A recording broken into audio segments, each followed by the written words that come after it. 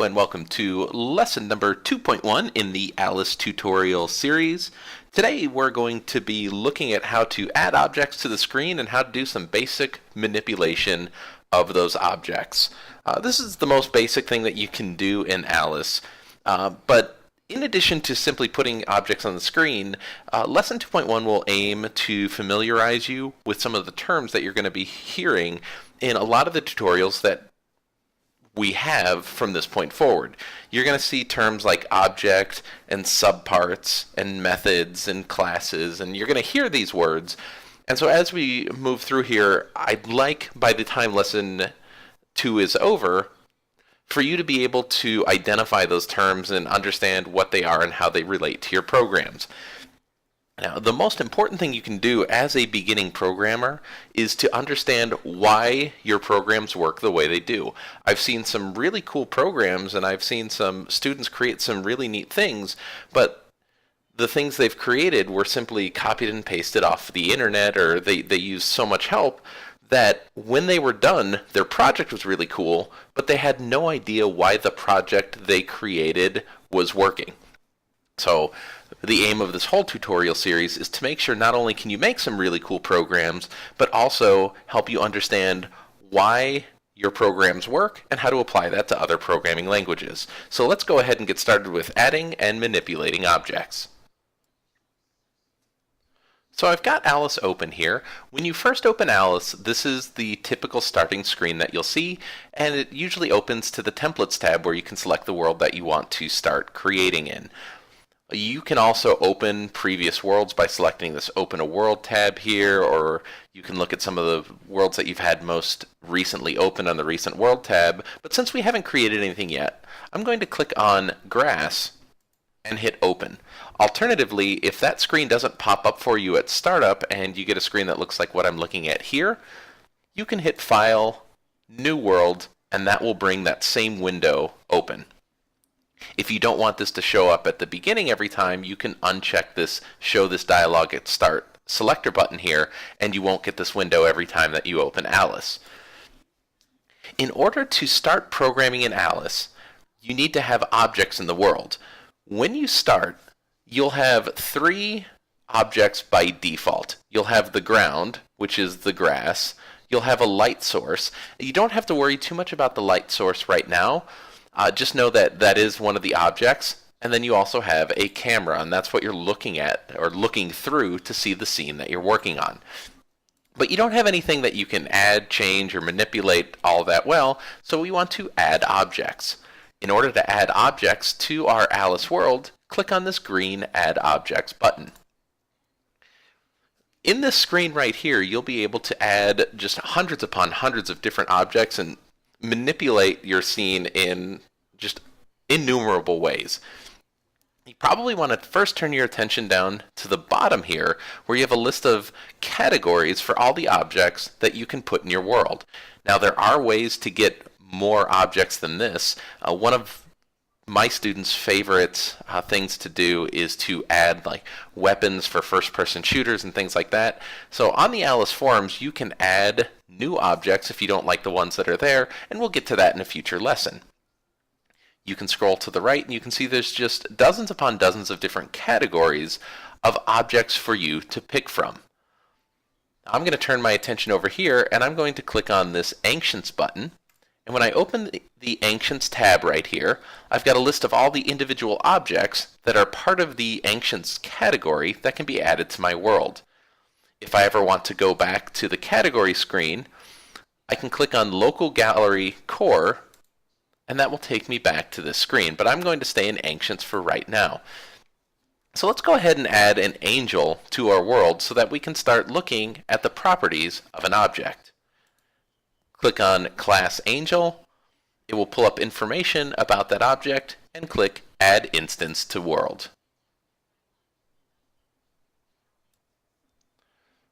Our angel has now been added to our 3D world, and we can move this angel around in this view simply by clicking on her once. If you click on her once, you'll see a yellow box drawn around her. This is called a bounding box. This tells you the the parameters of the object, how wide it is, how tall it is. It gives you a visual representation of all that, and every object will have a bounding box. I can move the angel around the screen by holding my left mouse button and dragging the angel around the screen. It's important to remember that what you're doing is looking at a 3D world. So in addition to changing the height of the object, that is moving it up and down, you can move it further and closer. And when we get to a future video, I think it's lesson 2.2, and look at quad view, you can see that sometimes manipulating an object isn't as simple as it seems. Now with this arrow right here, I can move objects freely. When I drag my angel around, I'm moving her further away and closer and left and right. There's also some limiters that you can put onto your objects that are very helpful in positioning something for a scene. This next button right over here is the Move Objects Up and Down button. When I have that selected, my object will be limited to moving along the y-axis. That is, raising her elevation or lowering her elevation. You can see if I move her too far down, she'll actually go through the ground. So the Move Up and Down limiter will help you adjust only the elevation of an object relative to the ground. The next button you'll see here is Turn Left and Right. This will stop the object from moving. The angel will no longer move around the screen, she'll stay put, but this will allow me to rotate her to face different directions. Again, by clicking on her, holding the left mouse button, and moving it left and right to spin the angel around until she's facing the direction that I want her to be facing. The next button over, rotate the object forward and backwards. This is going to change the leaning of the object. If I hold the button down, you can see I can make the object roll forward, roll backwards, and do complete circles. That button right there, again, doesn't change the location of the object. It simply changes how it's turned forward and backwards. This is the Tumble selector right here. Tumbling will allow us to move the object left and right, or not move the object, but spin the object left and right, along with forward and backwards. So I can move the mouse left, right, up, and down. So I have a lot more freedom with how this object is being positioned. The next button over here is the Resize Object button. I can make the object bigger or smaller by clicking on it and moving the mouse up to make the object larger, or down to make the object smaller. So now I've made my angel the appropriate size here. The last button that's on here is going to be the Copy Object button, and when I click that button right there and then click on my angel and drag it, I'll get an exact duplicate of that object. Since I don't need my second angel, I'm going to delete the angel. I'm going to click on, I'm going to make a third copy of the angel because I still have the Copy Object button selected. So make sure you don't do that. I'm going to click on the Move Objects Freely button. Now I have two objects to delete here. So I'm going to select angel number 3. I'm going to come over, and while I have this object highlighted, over in my Objects panel here on the left, angel 3 is highlighted. This lets me know that angel 3 is the object I'm currently working with. If I click on angel number 2, angel 2 becomes highlighted. Since I want to delete both of these, I'm going to right-click on the object and select Delete. I don't want angel 3 either, so I'm going to click on angel 3, and I can click on either the object in the Objects panel or the object on the screen to select. The bounding box is around the correct object here. I'm going to right-click and delete. So now I'm left with my original angel. So this angel is known as an instance. A single object on the screen is an instance. I could add a second angel like I did, and the angel number 2 would be another instance of the angel object. So every object that you have over here on the left is an instance. Now this angel would be pretty boring if that's the only pose the angel could have. Every object in Alice is made up of a number of subparts. You can see the subparts that an object is made up of by clicking the plus next to the object on the screen.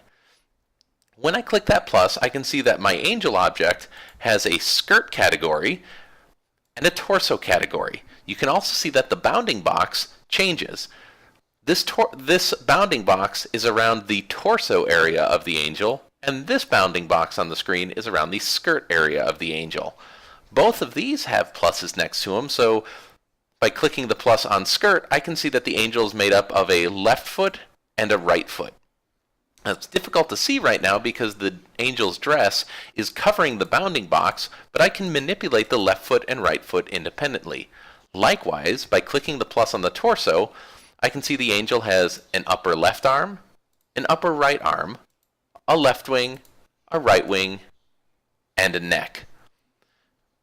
If I dig down a little bit deeper, I can see that the neck contains a head, and the head contains a left eye, a left eyebrow, a right eyebrow, and a right eye. The arms themselves are made up into other subparts. The left upper arm has a left forearm, and the left forearm has a left hand. These are what are known as subparts. You can manipulate subparts individually as well.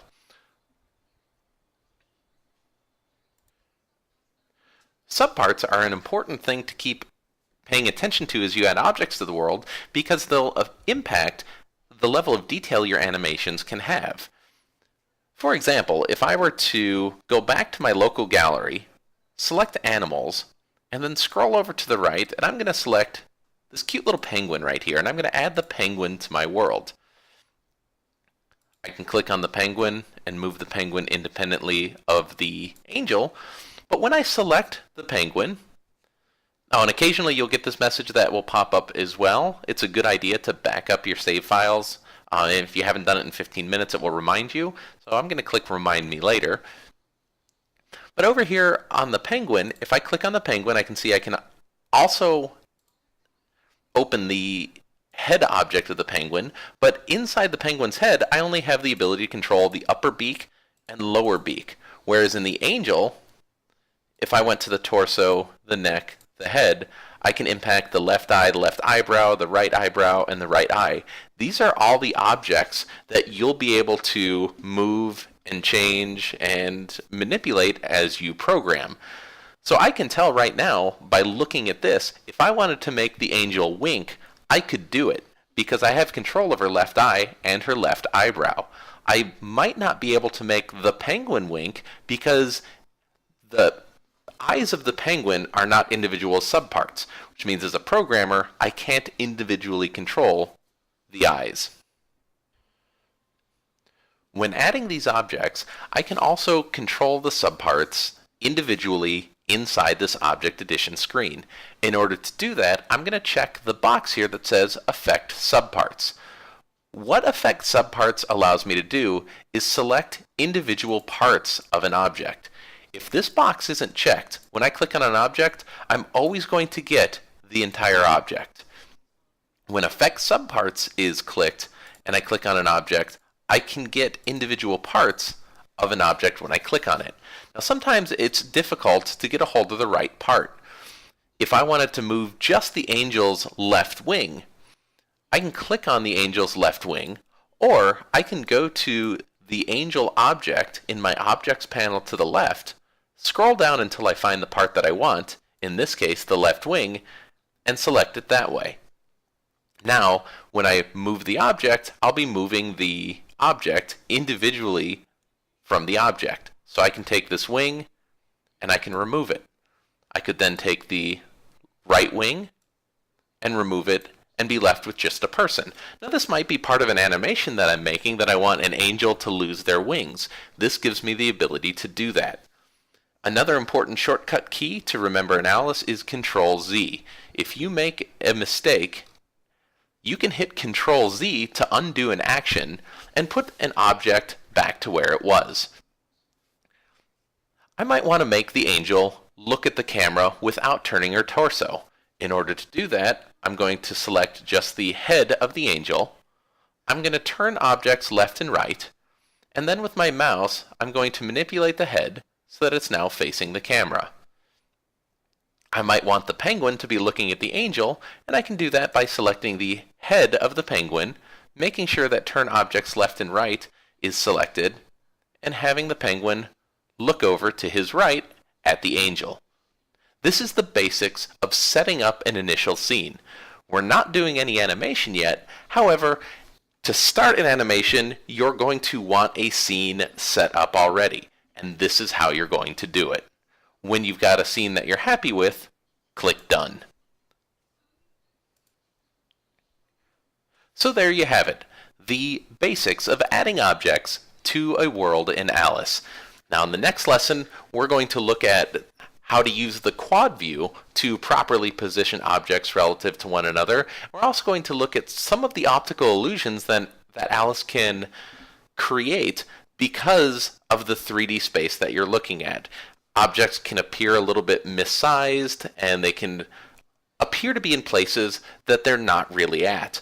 We'll be looking at some of those challenges so that when you create your scenes, you'll be able to make them as realistic as possible.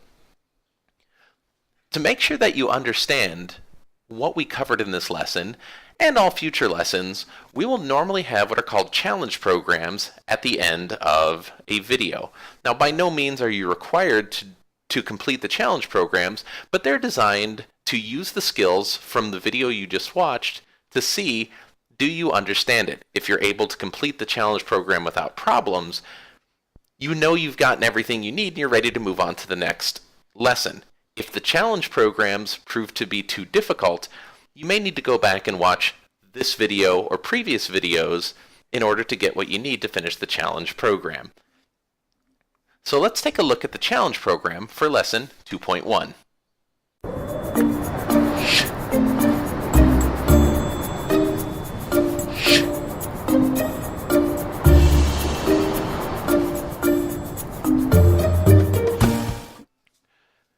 Your Lesson 2.1 challenge program is simply to create an interesting screen.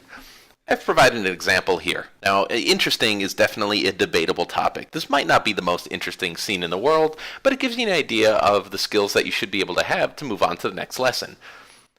I've come out of my Object Edition screen, and I'm going to go ahead and click play to make this bigger on my screen. This window right here, after I click play, will allow me to play animations, which we'll do in the future, but I can also take screen captures of my scenes so that I can show other people if I want. The scene that I chose to create really has two things going on. I've got a group of penguins on the right trying to learn how to fly. I can see that one of my penguins has already failed and fallen over. I've got a second penguin who's in the process of trying to fly, and I have a third penguin who's looking at the other two, trying to figure out what it is they're doing. I've also added 2 snowmen that can be found in the people directory of your objects gallery. We're looking at a beach chair, trying to figure out just what it is they're looking at. Again, maybe not the most interesting scene, but all of the concepts we've talked about in Lesson 2.1 are here. I've added multiple objects. I've affected subparts by having the 2 snowmen tilt their head down to look at the beach chair. I've changed the orientation of an object by having the penguin fall over, and I've affected subparts of the penguin by having him raise his wings to look like he's flying. If you can create a scene like this, you're in good shape. If you have any questions, something's not working out for you, or you need a little bit of additional help, you're always welcome to leave a comment, and I will help you out any way that I can. As we move forward, the lessons will get a little bit more challenging, a little more involved, and by the end of this series, you will be a fantastic Alice programmer. Thank you so much for watching, and have a great day.